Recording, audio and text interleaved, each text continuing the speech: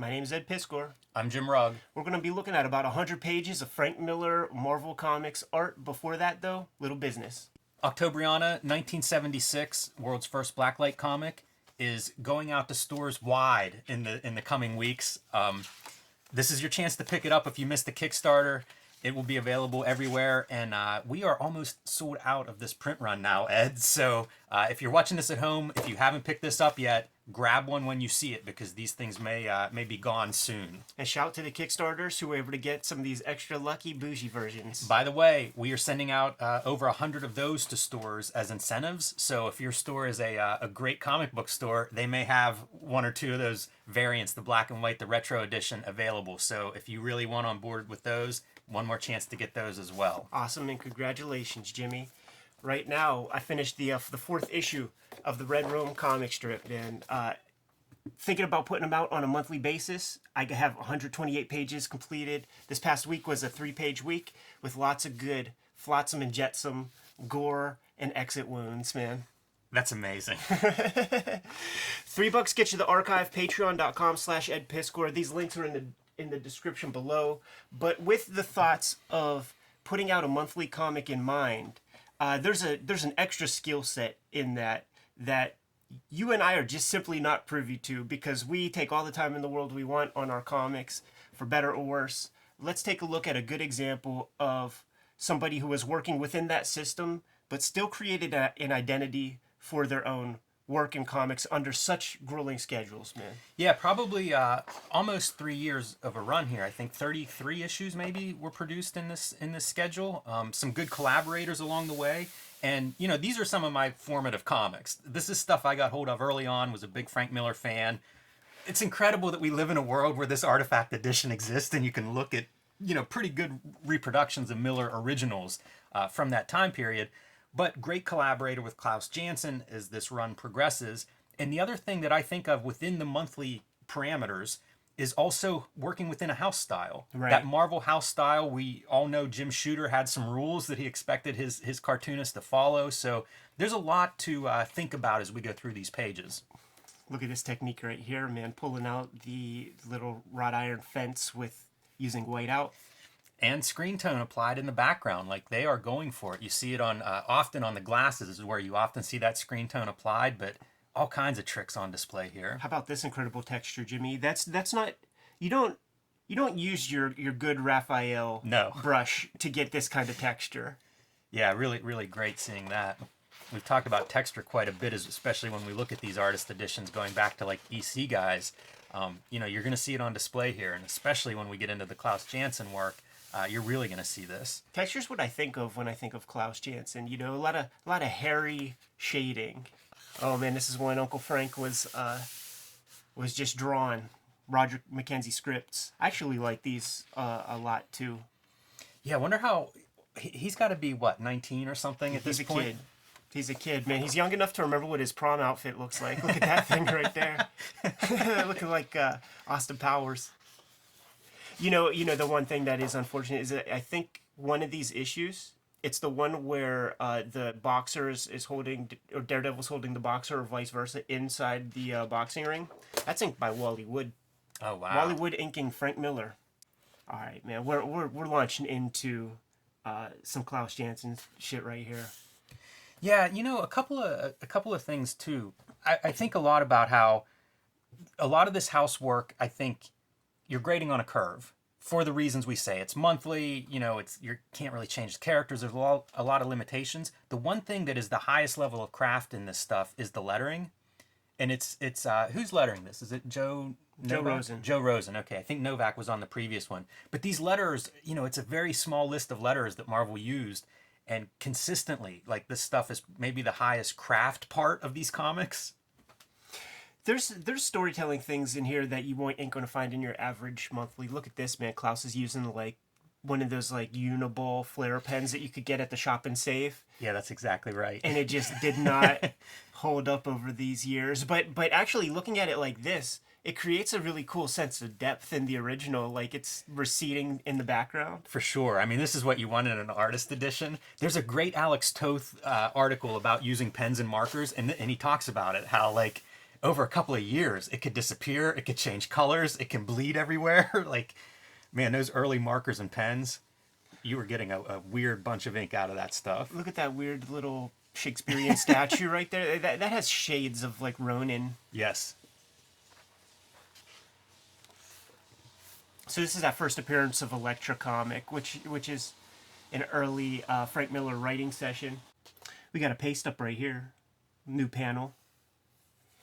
And you think about that monthly grind, right? And you still have time. This is a paste up panel as well. This is a new panel, and you still have time to make adjustments. Are they creative adjustments, or is Uncle Jim Shooter saying, Frank, you pushed it a little too far? Yeah, it's hard to tell. This is a pretty amazing panel, almost a mini splash montage. That's a technique you don't see a lot of panels that look like that, that much stuff going on. I think that's something that's kind of fallen out of favor over time. Looking at this, I was like, what the fuck am I looking at there? Is that like a squashed bug or something? But then I realized what it was, and then it made me think. Frank started to figure out making clearer silhouettes over the years. You see that with a lot of artists, even like a Mike Mignola. There's also blue pencil on some of this, and I'm trying to remember if that indicates something. Sometimes that would be engraver shorthand to put a screen on it, but I don't know what that's for. Yeah, I would bet that it's some kind of color hold thing. I love this flare pen. Klaus taking some shorts. Yeah, it makes for a really nice some page variation. Getting your money's worth as an artist edition. And just look at the sheer like disrespect, man, at the printers. Like you send your original art off, and then you come back with these like little pieces cut out. This is pretty early in original art returns. Is this late 70s, early 80s? Like that was something that it had not been happening that long. So there was a lot worse disrespect before this. Man, love that as a silhouette distance shot using the black space. Using the negative space in a panel like that is amazing, and especially a panel that's in the middle of the page. Your eye just locks right onto that. A lot of storytelling going on in this page, and it feels reminiscent of like something that maybe like a Jim Steranko would have brought to a Marvel comic at this point. Before that, it was all about bombast. It was the Kirby sort of storytelling, characters jumping towards the camera, and Steranko really started to kind of like slow the mood a little bit, slow the pace, play around with camera angles, do a little Citizen Kane work. To add variation to this visual storytelling part. I see some Kriegstein too. I think that he had cast quite a shadow of people, like you say, Steranko and so on, really kind of approaching panel composition differently. I love this page with directional devices. We start in this top and we're moving this direction. We come back with the rain and Elektra movement and then back again, so you're going left and right. There's a lot of motion. It's very dynamic for a page. This is the hairy old school Klaus Janson textures that I was talking about. Yeah, I think of it as scratchy. Yeah. I always think it's often pen work. I think is part of why I think of it as scratchy. That's a little heavy. I don't know whether that's pen or not, but some of his work definitely gets into those pen lines where it just looks like he's laying down the cross hatching on top of itself. Miller tells operatic stories, man, but you still got to be choosy when you put those tears on a dude. Very dramatic blacks and whites. This was something that I responded to. Probably one of the first things I responded to with Miller was the way he would spot blacks and do really dramatic shadows. And of course, follow him into Sin City and it becomes like to the nth degree, but always present in his work. Look at this. It could be some of the first nunchucks in comics. Nunchucks and size. Yes. Imagine the young Kevin Eastman taking copious notes of these pages. And then you have these guys like ripped straight out of like a Sin City kind of thing, man. It's like weird crime boss dudes. For sure. How do you convey brightness? And talk about quick drawing. Like this is the sleight of hand kind of stuff where you take a close look at the originals and not good looking drawings at all. You look at it on the colored comic page, perfect. Yeah, these guys absolutely knew how to draw for reproduction and knew all of the kinds of pros and cons to the offset printing process, like from that time. Like lines are going to show up much thicker, so you can have hatching that has lines that are further apart and they're going to tighten up in the final printed version. Yeah, that always would blow my mind when I first started seeing original pages, is how different they looked. And exactly what you said, Ed, like the reproduction is just, the reduction in the reproduction, it just completely changes it. This is an Eisner stroke right here. You know, take a look at Contract with God and you'll see that kind of depth of field. And this is a sans serif story. You know, this is a Frank Miller's version of the Spirit / sans serif. You know, what's the French cherchez la femme kind of tale. I can't believe how yellow some of these are. You know, some are that orangey brown color that pretty normal for old paper, but man, like that's got to be nicotine, man. Yeah, or on display somewhere, like getting crushed with something. Some kind of elemental exposure. The fight choreography is something that Miller was totally known for. Yeah, it seemed to be innovative. You think of Kirby as being the dynamic storyteller up to this point, but his fights weren't choreographed this way. It was just big swings and impact. Again, another thing I really responded to as a reader were these fight sequences. They felt like the movies I was watching. These are those Kriegstein strokes of just like the second by second shot composition. And then look at Kingpin's lair right here, man. You'd think he could spring from maybe like a corner window in some skyscraper. Yeah, where is that? It looks like he's going to move out and the turtles are going to move in.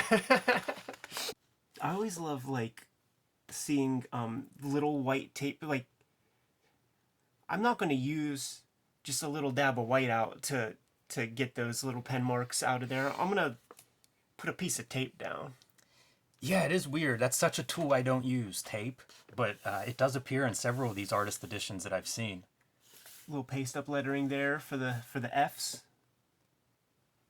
That's pretty neat. I wonder what that reflects, like why that wouldn't just be on the paper. It seems like it would be a pain to actually cut that out. You know what, Jimmy? Make it fit. All this lettering is pasted up. Yeah, down to the sound effect. Weird. These are the things that you can like make note of and pay attention to whenever you take a look at these originals. Look at all this zip. Do you think that the pasted up letters reflect like a deadline crunch where it's like it's we've got to get this to the inker, we're going to need it tomorrow, get the letterer on board? Could be. There was one issue, I do think it comes later. I think it's probably like around the Angel Dust Child's Play issues, where you could find a video Klaus and Frank Miller talking at School of Visual Arts. They had to turn an issue around. It got flat out rejected by the Comics Code. They had to turn an issue around in like 2 weeks. But you know, similar deal here potentially. This is great. There's a note here, Klaus. I see zip on wall blinds and Elektra, except highlights. So Frank Miller like including notes on the board, going off to the finisher.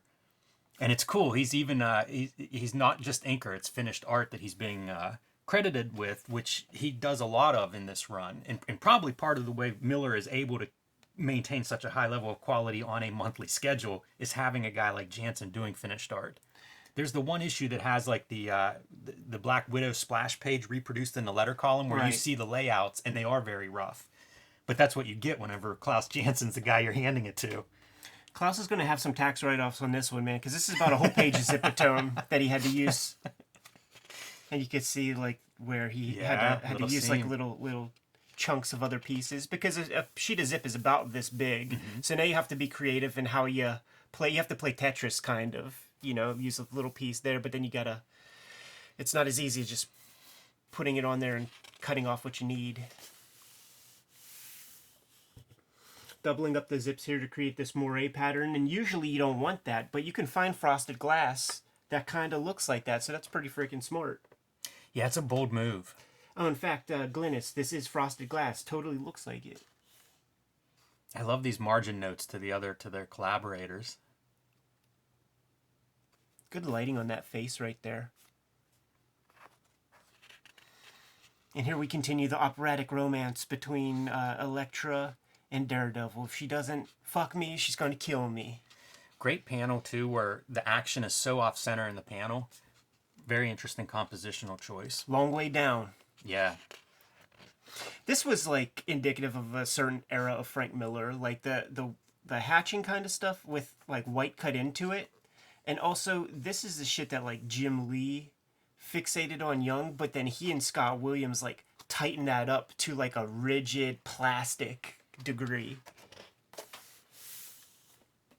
Ninjas, baby. I love them. Who drew better ninjas than Frank Miller and Klaus Janson? Loved them. Shades of Dark Knight Returns. Absolutely. Yeah. Yeah, I don't even remember this so distinctly, but wow. I guess cabs are a big part of your life if you live in New York at this time. Yes, sir. Yeah, no Ubers, right? Look at this pretty cool looking approach with this zipatone here. I'm trying to look for the seam of the zip because these dots are crazy, and then you see these dots kind of like going on to other parts of the drawing. I don't understand. Yeah, there's some wild stuff happening there. It looks like it's the same zip. You know, the lines are continuous. So, but it doesn't look like he must be rubbing them off, scratching them off. Yeah. The scratches don't show up very much, but definitely a technique. I mean, that's, one of the things with screen tone is, of course, that you can work over top of it, whether that's with white or with black ink or scraping it with some kind of sharp edge. The ominous noir shadow coming toward our protagonist. Look at this, some Eisnerian strokes of storytelling stuff. Like when you see this kind of thing, you just know Frank is like very proud of himself that day. These kinds of like horizontal shaped panels and the way he fills those compositions is pretty inventive too. I think, I don't know, it might be personally I don't use a lot of those kinds of shaped panels, but it feels like that has come out of fashion a bit. This is definitely from a time. Like Yeah. you look at 70s Marvel comics and you'll see this, you'll see the long narrow ones as well. Look at these, man. Love it. This is like talking to 10-year-old me. Yeah. Like there's nothing you could show me better than that. Look at that little fingerprint technique, man, to scuff up the pawn shop cabinet here. Such a small detail. This is a dicey enterprise when you have to place zipatone on top of whiteout. It used to be real hairy. Like I'd be curious to see how this turned out, because the cameras will pick up like every fleck of garbage underneath there. But he's using whiteout underneath and whiteout as highlight. Another example of great texturing on the drapery there. Yeah, I could almost smell the patchouli. Open panels, creating like a rhythm, closed, open, closed, open. Little mood lighting with the zip right there. Miller's great for timing. Yes. Like there are these cartoonists that their best skill is the cartooning part. It's like you almost have to read it to unlock what's so masterful about it. Right. And Miller's one of those guys. Yeah, for sure. You could look at this image with, Elektra with no ears and just be like, I don't get it. But it's the gestalt, as they say in art class. Very Ditko-esque, that particular figure. Yeah. Some of his figures are awkward. It's part of the cartooning. It's hard to explain why it works, but a lot of artists have that. Galassi, Steranko, where a figure's just a little bit off. Kirby. And I think it creates a dynamic quality, because they feel off because maybe that arm works like if you're facing it, but then the other one's in profile. And it creates like a movement almost within a figure. It's almost like a cubism or something where like you're seeing different parts of a figure in time, even though it's in one panel. Look at the speed of these inks is something Right. that I'm marveling at, man. Like Klaus's grittiness really adds to the tone of, this 42nd Street Hell's Kitchen environment that You're they're 100% right about the speed too. If you look at like folds and things, these are just dashed off marks. Like there's no attempt at specificity except for, directions and weight. Like it all adds up. It all reads really well. But this is, again, the stuff I would see when I started looking at originals. And it's just like, these are just these heavy brush marks. Like how it reads perfectly as folded fabric, but how do you do that? Yeah, and he's hitting it with speed because there's white out in the margins when he's flying past the panel borders. Man, almost widescreen. This is in 2000s, whenever widescreen became the popular storytelling mode. Man, Miller was there 10 years or 20 years earlier.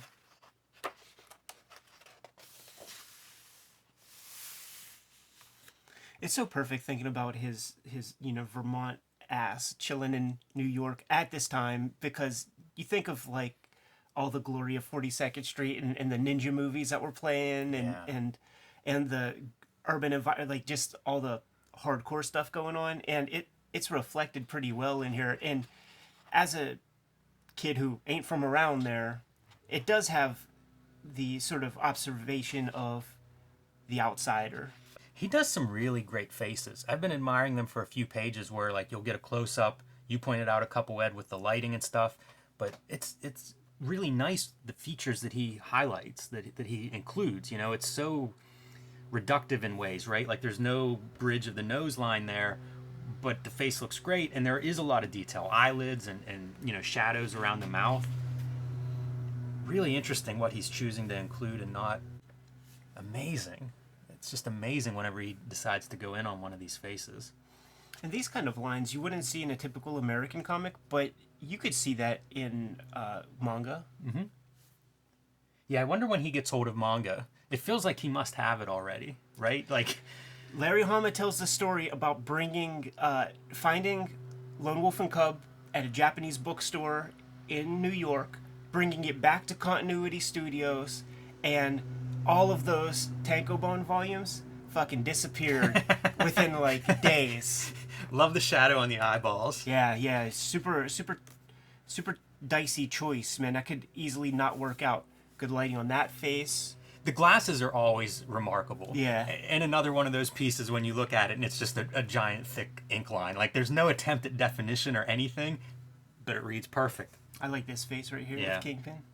That's moving towards Sin City. Yeah. Oh man, how iconic is that? Yeah.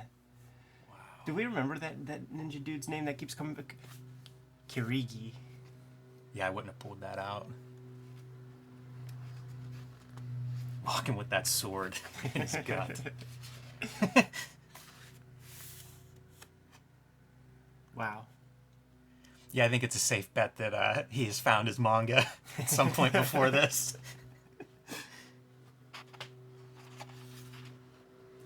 Again, I can't emphasize how incredible it is to put a good fight scene into these kinds of shapes. Really getting his money's worth. And this is the shooter era. I have to imagine that to at least a small extent, Miller had to sell Jim Shooter on this. I wonder how much. You know, at this point he's, what, 12 issues in, 176, almost 20 issues in. And I mean, Daredevil took off pretty quick once Miller takes over. So, you know, he probably had some clout. You know, I mean, Shooter's overlooking a lot of books, so you'd think he's not looking too close at Miller in terms of like editorializing him or changing anything. But I could be wrong. Look at this cloud technique with the Beautiful fingerprints. clouds. I admire good clouds. We pointed them out in past videos. It's weird, the stuff that's hard to do well. Clouds aren't that easy. Anything especially that doesn't in black have and white. Anything that doesn't have a hard edge is hard to do. Good water. That's a figure, though. There's almost no drawing on that figure. It's so minimal. Yeah, it would be images like this that kind of like unlocked a little bit of a code to me for how to draw the figure. Because when you're a little kid, your observational skills ain't all there. And if a person's standing, you just imagine that they're a straight line. Right. You know, not this like S curve of the spine and the legs going back. The tip of the leg kind of hits the bottom of the chin to create the proper weight and balance and everything. That sort of comes later unless you're an outlier. Oh shit, dude, we're getting into some duotone. This is a real fun era because this is definitely Klaus doing a lot of the labor when it comes to the final, you know, how the final image is going to look. You know, this is around the Black Widow issue. Klaus is coloring this one also, which probably can speak to the line weights and how the lighting is being handled. But how about the dream sequence with this duotone board right here? Wow. Held up great. You know, the duotone held up great. And just looking at this makes me wonder if, like, this was like an Eastman Laird thing where they see these lines and are like, how do we do that? Yeah, imagine the mystery of that whenever you're an amateur. I felt just that trying mystery. to figure it out. Yeah, exactly. I mean, now, you know, you can kind of Google whatever and figure this stuff out. But back then, man, it'd be hard to put that together.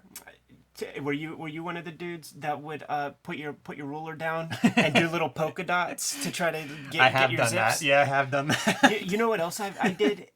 I would look through Mom's newspaper and any section that would have like a solid like gray dot section, I would save those and then use a glue stick. Wow. And That's glue pretty good. those down and then draw over top of it, thinking that that's how the shit was done. Yes, we got a couple pages of the dream sequence. You know, the line work on the dream sequence even feels different. Yeah. It's very, you know, Mazzucchelli moves into that, like, what he calls dumb line Batman Year One era. It has a quality like that. It's very awkward or unexpected. It's just different. You know, it's not that smooth, sexy kind of line that you see a lot of times. Very raw.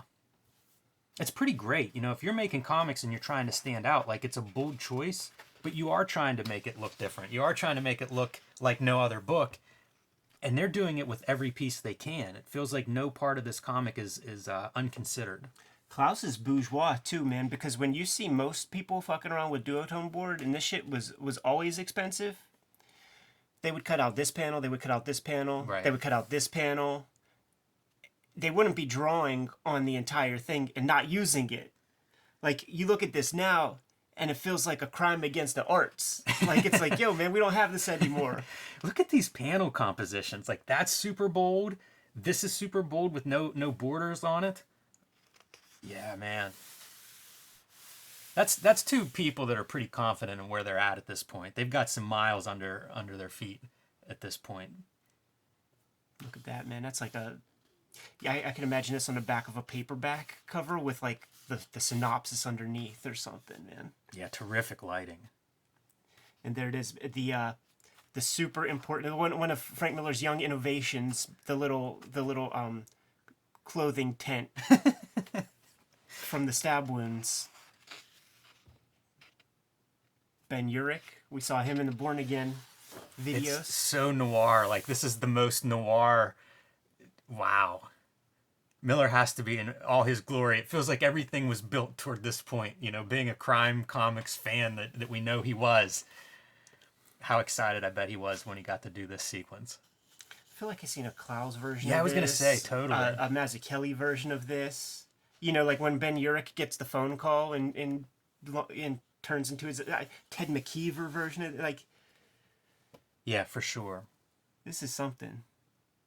This is another one of those, like, weird moments in Daredevil where there's... You know, this is probably Kingpin's wife. I don't think it was ever fully spelled out, but we're led to believe. And there's just... It's not Morlocks. It's like there are more subterranean dwellers down there, and they even have, you know, their own kind of outfits. Yeah, and you see some good textures coming out of that stuff too. Some of the fingerprint looking kind of smudges and smears. Hitting stuff with white to bring out extra strands of hair and whatnot. And we would see some of these kinds of techniques in Ronin. Yes. Yeah, for sure. Then once again, that looks like a character. That's your Scratchy. When we were talking about Scratchy with Klaus, that's what I think of. Yeah. Oh man, We're getting what there. a page. We're getting there, man. Another page of duotone using white. Like, I would like to see how that turns out on the because That is almost painting. yeah, because you can't tell if he wants that not to be seen or if he just wants that to be fussed with a little bit. All those bars too. It's very precise drawing. You know, a panel like this. Good lighting on this guy. This stuff is like, it doesn't make sense. he's doing vaulting and stuff. In the prison, it's like you're the most dangerous guy, and we really probably shouldn't let you even touch anything that has a nut or a bolt. I don't know how easy it is to see this, but as a silhouette, like, that is just a jumbo line for that guy, man. Talk about marks that mean a lot more in context than they do on the page there. There it is. There was around this time, maybe obviously sometime before, Tom Snyder had an interview with Charles Manson, and that was the inspiration for this little sequence. And you can find pages that basically copy this composition in the like the Image era, the late 80s, early 90s, of guys like Liefeld and Lee that are making each page. What did they call them? Anchors? Or I Anchors, forget. yeah. but something to make each page have that pinup quality, and that composition is used again and again. Get that big, cool, full figure in. It's kind of Frank Miller point camera angle with the chest like that, arms back like that. You see the twist. You see that in, like his late period DC covers and stuff. Frantic set of pages. Lots happening here. Yeah. Hostage. Great lettering. Love that blam sound effect coming out of the gun. It's such shorthand cartooning, and it's really the foundation of what comics are.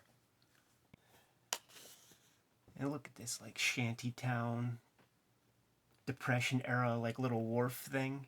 Cool textures both on that shanty, but also in the water below them. Yeah, on the pillars, the pylons, whatever the fuck those things are called. Yeah, that panel's actually loaded with just about all of the textures that you're going to get. Yeah, great bricks. Mm-hmm. A little bit of the scratchy stuff in the background. Wow, another great face. We cracked the code on some of Miller's references when we visited Kagan McLeod in Toronto, because they have those I forget what those old reference books are called that just have a bunch of different people creating different facial expressions and stuff, and I was able to pull out handfuls of them and just know where they came from in Elektra Lives Again. I bet face when you see really good faces like this, I bet you could find the corresponding one in those books. I forget what they're called, like the Forsyth method or something like that. I was thinking that, or even like a film still from something, because that is pretty complex lighting. Yeah, great car. Cars are hard to do. For sure, man. And these big boxy ones, like, he's so good at them. Those are almost manga eyes. Pretty big. Oh, look at this, man. It abuses the 180-degree rule, but that's okay. Circle panels, you don't see them far outside of the golden age of comics. Yeah, it might be the first one we've really seen in this collection. Nice big face. I love the inking on the lips here. Yeah, it's a very full face. We see so many faces that are beat up or very troubled. This one is kind of, I don't know, very alive. And you could tell, man, they made efforts to put the right lines down there to just try to make sure that, she doesn't look too haggard, craggy. Yeah, not yet. It's coming. I always love this shit, man, where me the too. characters' costumes disappear into the black of So the good. background. Moving at a quicker pace. Like, if this was your average Marvel comic, there would be a lot of lettering and conversation happening here. You think Uncle Stan Lee would let this page go by without a pithy Good conversation? point. Yeah. Or captions that just have a lot of adverbs. Yes. Wow. Love this shit. It reads so clearly. It is great that it's not filled up with words everywhere, because it does read so clearly. Pretty brutal. That's a devastating blow right there. Our girl's getting janked up. Always a good touch when, you're putting use to accessories and shit. Using props, man. Stone Cold would approve. Did Cable ever dig into one of his fanny packs? That's so true. Somebody should have done a parody with him where it was like the bat utility belt. Jim, they were churning this stuff out on a monthly basis. And this is a double-sized issue. Yeah, man. This is still one of those things, like, I read it way after publication. Yeah. But it still was one of those things of just, like, rereading this over and over and over. Incredible, man. And it still feels that way looking at it now. This is one of those issues, and I've said it before, I can't imagine what it would be like when this came out. If you're a reader, a longtime reader, and this issue's published. And there's there's no diamond previews. There are no smart marks. You're not going to get a 3-month lead time to know what you're in store for. You're just going to get this, and you're going to be shocked that a character hasn't died in comics since Gwen Stacy or whatever. Yeah, and Elektra was such a hit character. Yeah, incredible. What a bold move for a young cartoonist to be like, well, we made this successful character, now we're going to kill her. Look at all the amazing textures with the foliage and stuff here. It's hard to watch, man. Yeah, yeah, and just Bullseye. He's the only one who's not having a hard time with it. Look at that, dude. That's totally Marv. That's totally Marv running into the fucking big metal door. It is. When he's there with his... It is exactly that pose. Wow. Probably the same, chunk.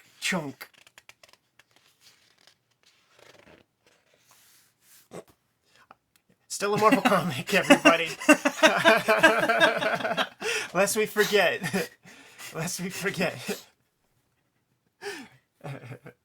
The vaulting is paid off, though. We do get to see that come into play. Jim, you don't show a gun in Act 1 if you don't use it in Act 3.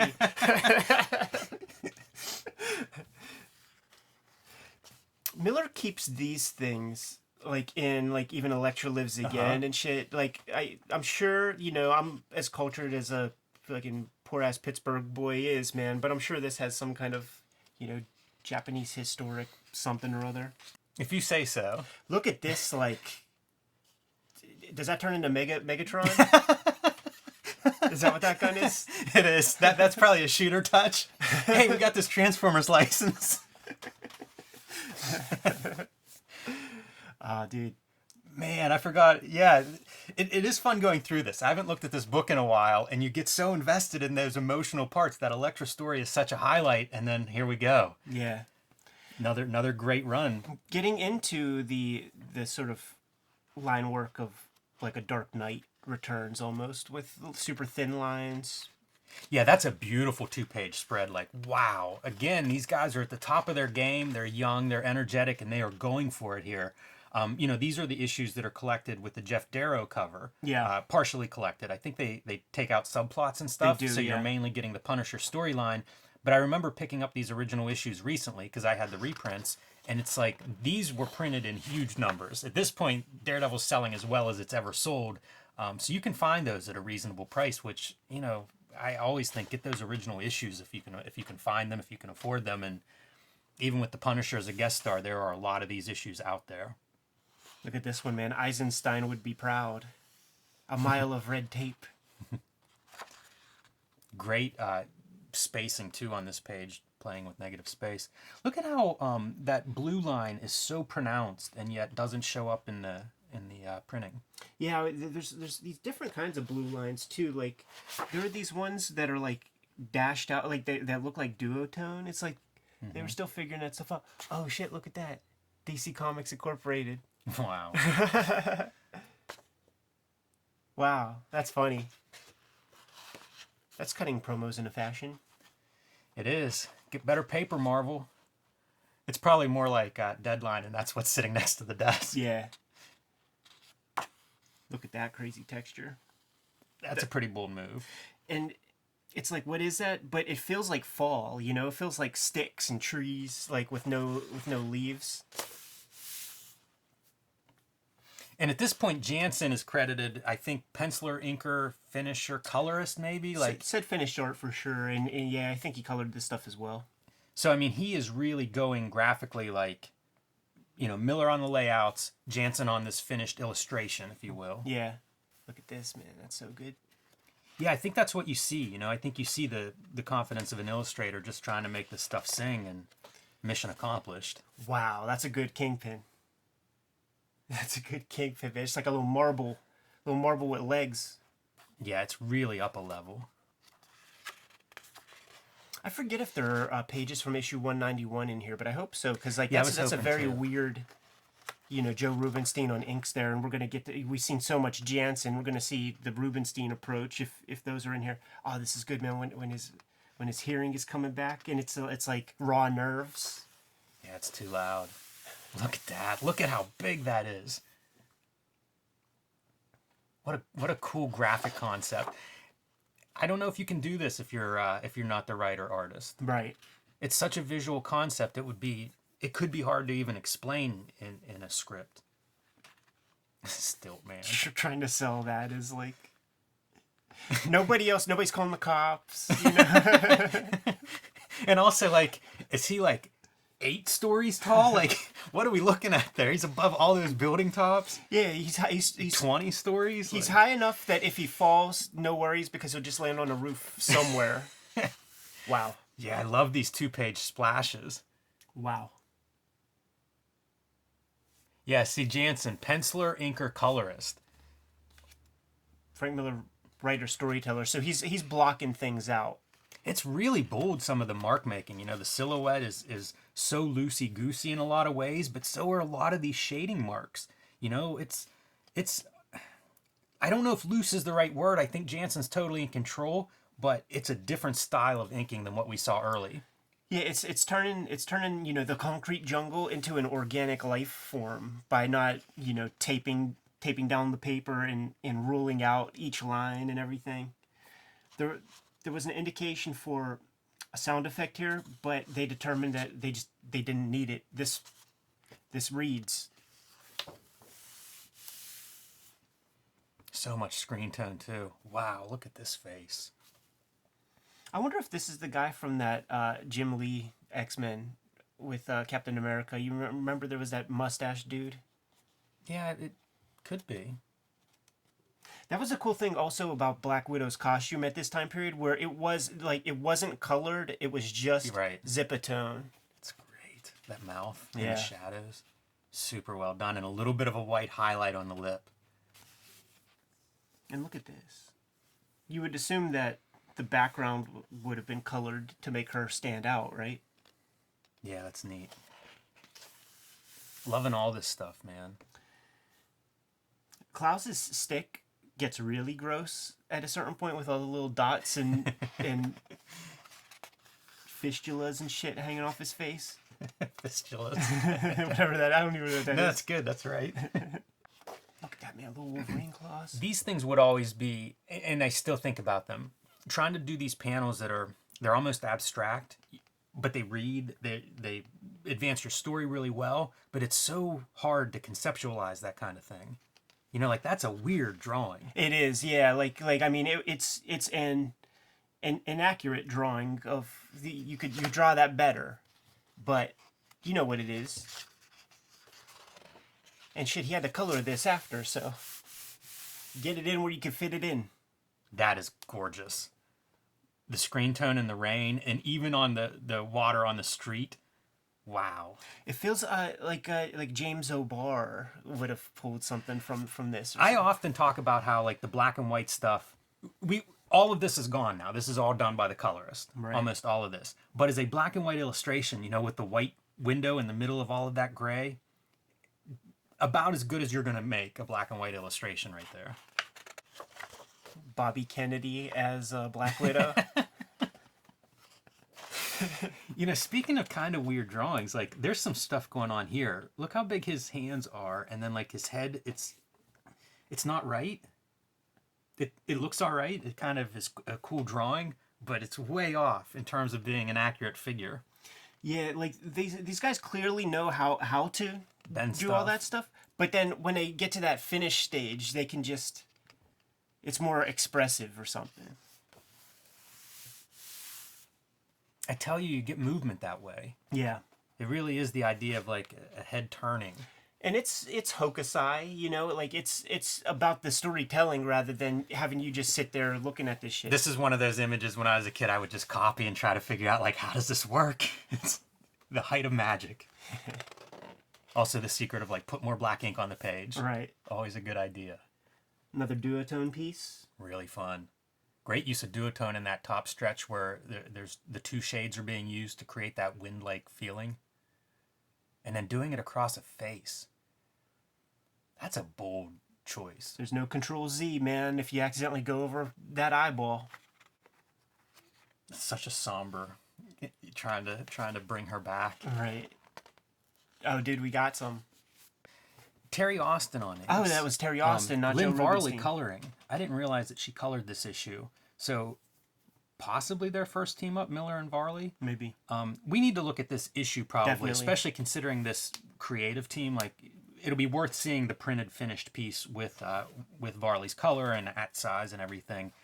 This was one of my favorite issues as a kid, and it's probably because of Terry Austin's inking. I love the lines. More lines, the better. You know, because I would have gotten this in the Image era, in the the Jim Lee X-Men era. Look at that. And that's what I wanted.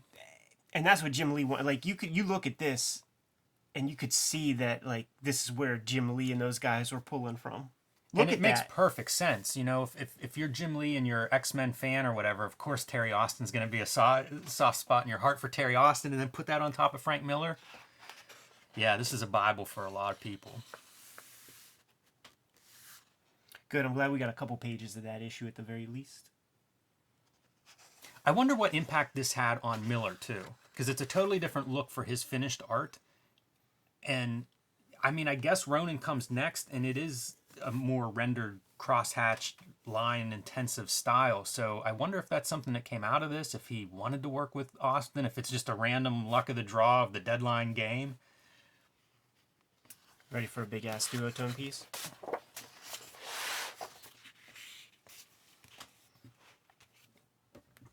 Yeah, that's fun. How about that cityscape? That's what I'm looking at. That is Otoma would do these things too, where it's this very expressive, bunch of lines and negative space, but it fully reads as a congested, urban environment. He's dripping fucking duotone liquid on this thing.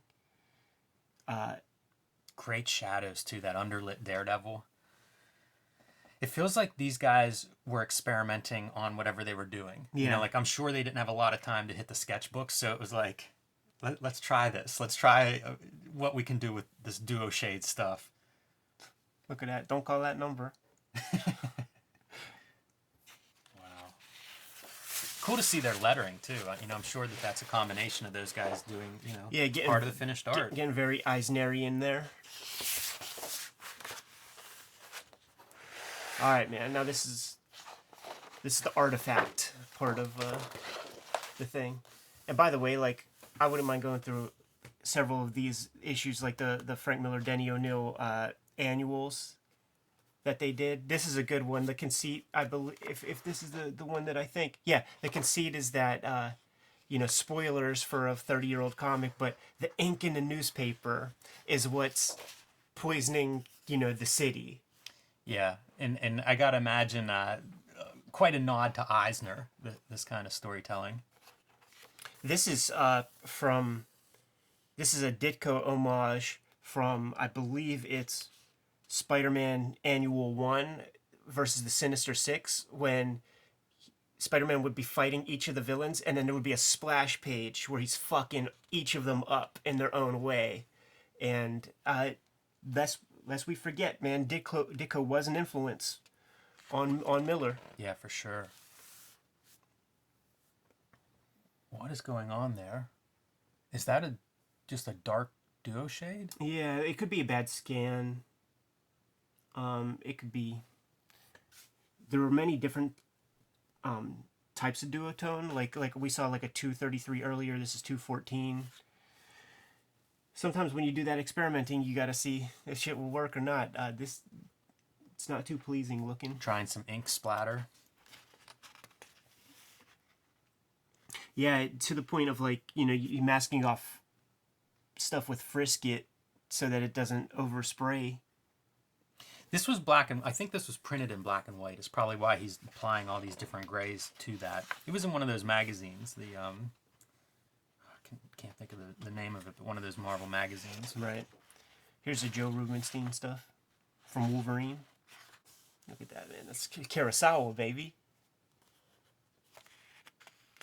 I never connected with this. This is probably my least connection with the Frank Miller work. Yeah, it's one of those things where it's not, it's an extra piece to his I pantheon. can't tell you what. There's nothing obviously wrong with it. Yeah. I don't know if that's the reason or not, but it just never quite registered with me like some of his other work. I never saw this piece. Yeah, I don't remember this.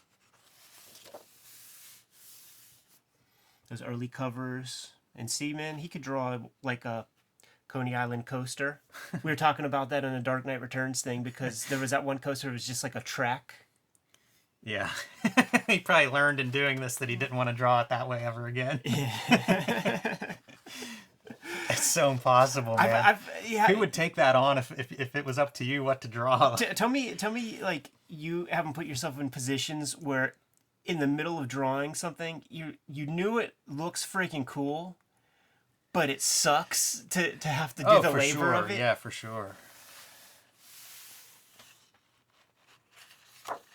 I like to see the way the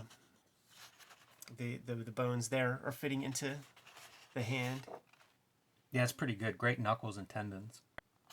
That's a good one too. Shadow. You know, you're getting the foreground arm. Feels like a paperback cover. Shadow. Yeah. Feels like a paperback cover. Doesn't feel like your average comic book cover.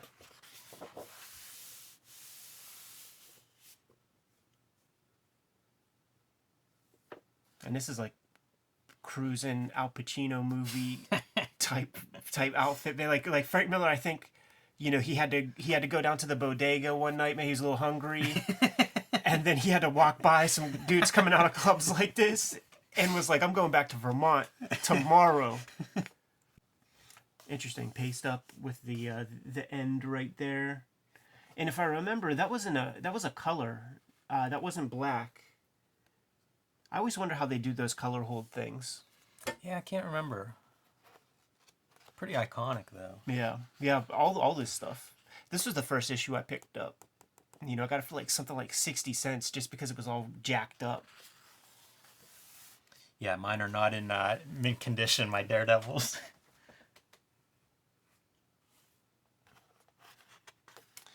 A lot of white paint here. Getting the arc, you know, after drawing enough Professor X's, I really respect people who can get that sweep of the top of a skull in one stroke, man, because it's very easy to get the head out of True, we'll say. All good covers. Like, it makes me think, it's like you put together these books that must have gotten done, you know, 10 minutes before deadline. And where do you even have time to think about these covers? Yeah, it's true. Working that fast, it's. I mean, I guess you just have all month. You know, again, if you're the writer artist, at least you know the material. Yeah. Assuming that these are done in some kind of, I mean, who knows? Maybe the covers are done far in advance too, which would make them even more challenging. Now this cover, it's like color holds here, but this is color hold as well. You know, this is blue.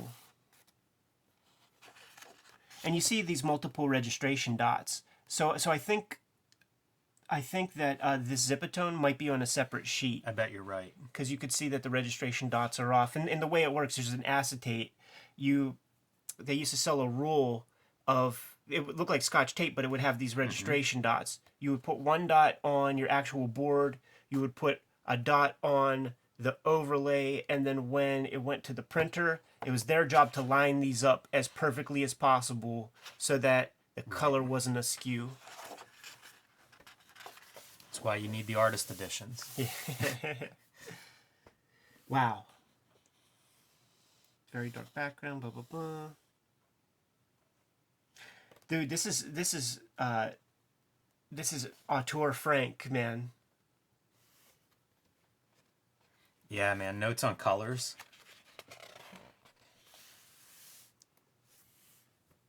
This was a good cover. Yeah, it's wild. It's wild to see it in this form. And I guess the red is your indicator of... Yeah, like where the windows, like, you know, where the colors break and stuff.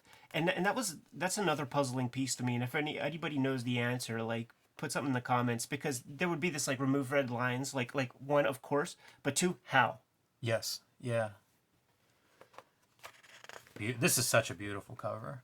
I always loved that cover. Yeah, me too. Like all of these covers are so ingrained in my brain, and when we look at them at this level, they're great compositions. Yeah, and they're very simple. A lot of them are very simple. You know, very simple. The previous, also very simple. The one with the Daredevil and the gun. You know, it reads like that's what you want. All of these, you know, like they're very simple concepts and then just executed well. I studied this one when I was little because if you would look at maybe it would be like some Stephen Platts, or definitely a lot of Image stuff where there would be this kind of, like, you know, confusion with weaponry and rain. Most people they fuck it up because they tape down the paper and just have like one set of lines to sell you on the raindrops.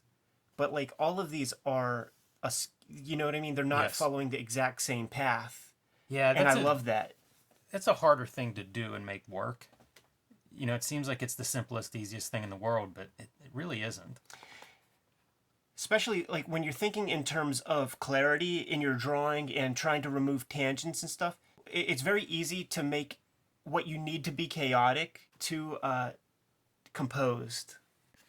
This seems pretty late period, huh? Yeah, for sure. This would have been probably a cover to like an omnibus or some kind of collection. These are the Elektra Saga covers. Yeah. Wraparound covers. I got hold of these pretty early on Me too. too. They were available. I think these are expensive now. That blows my mind because the reason we got these was because we couldn't get Daredevil 168 or whatever. That was too expensive. So you got these. Right.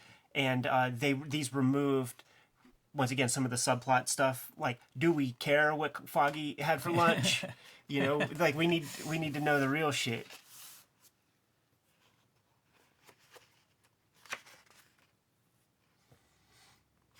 There's a cleanliness with the Wolverine stuff, and I think that was part of my disconnect with it. Yeah, and that's Because Rubenstein. Came to it late, you know, and at the time it was like, I don't know, Buscema and Hairy Arms and Sinket, you know, like all these different things that were just much more textural. And seeing the very clean one, it wasn't quite the Wolverine that I loved. Well, how about this, man? Is this the Spider-Man that you loved? I am on board for this. How bizarre. Because clean is definitely not the word. No. That's a strange looking piece. Interesting choices too, to like do some line work in ink and then like do his facial features and some of the stuff with the duotone. Makes for a great artist edition piece. Yeah. Yeah, I'm trying to understand the logic of it, like, and just thinking like maybe it's the down plane, like, you know, the stuff that would be in shadow is black Right. ink. I think that's right. Underlit. He does that several times where a character's above the city and so they're underlit. Yeah, but then he betrays that with this here. I guess there's not that much logic. You know, the guy had to get this thing done. This was This a is Comics tough. Journal cover. Yeah. This must have been you know, like I always used to think you would cut out the zipatone shapes and put down. Yeah. This is a full sheet and then you're removing things. Yeah. The full sheet's a tough thing to work with zipatone. Easy to get air bubbles, and he makes it look easy. Yeah. This is a bigger piece of zip than I've ever seen. I couldn't find the seam, Jim. So this was always this was like the advertisement whenever it was going to be Roger Stern and Frank Miller doing Doctor Strange, and it appears in a lot of comic books and just never happened for whatever reason. Do you know anything about? He must have addressed it in some interview or other, I'm sure, but I don't know why it didn't work. We'll be going through some of the Frank Miller Comics Journal interviews as the channel keeps going, but I liked when Miller would get into his Ditko rhythm. Right. You know, this is fun stuff. And you know, we got a sample of that. We got a couple of those Spider-Man annuals, and Sienkiewicz would do a version of like the shine like this. And it, you know, it doesn't make real world sense. Right. But so what? It's a great design. No idea what this stuff would be for. Maybe spot illustrations. Yeah, I was thinking like the Marvel Universe, those kind of things. Oh right, yeah. I don't know if that's what they are used at. Like, she seems positioned wrong for that, but it could be. I don't know either. Boom. Little Frank Miller bio, in case you didn't know about the guy who you bought a $150 book about. Yeah. Yeah, well, still good to have it. These are always welcome, the blown up panels. I don't know, Jim. I feel like I've taken a couple of tricks, man, to try to apply to my next monthly efforts in an attempt to get things in under the deadline. I'll tell you, Ed, looking through this, I'm less confident of how to do a monthly book. There's a lot of work in here. I thought we were going to find tons of shortcuts, and I don't know, man. It all looked pretty good. Anyhow, man, I'm juiced up. I'm ready to go. Excited to get back to making my own stuff. Kayfabers, like, follow, subscribe to the YouTube channel, hit the bell. We'll notify you when the next videos are available. Octobriana's in stores right now, selling out quick, so get your hands on that ASAP. Follow the Patreon for updated Red Room strips. Every Tuesday, new ones go live. Patreon.com/edpiskor. Subscribe to the Cartoonist Kayfabe e-newsletter at the links below this video. You can find Cartoonist Kayfabe merchandise and t-shirts at the links below this video. You smell that, Jim? I just cracked open my Duotone canisters. Put on your masks, man. Give them the marching orders, dude. Read more comics.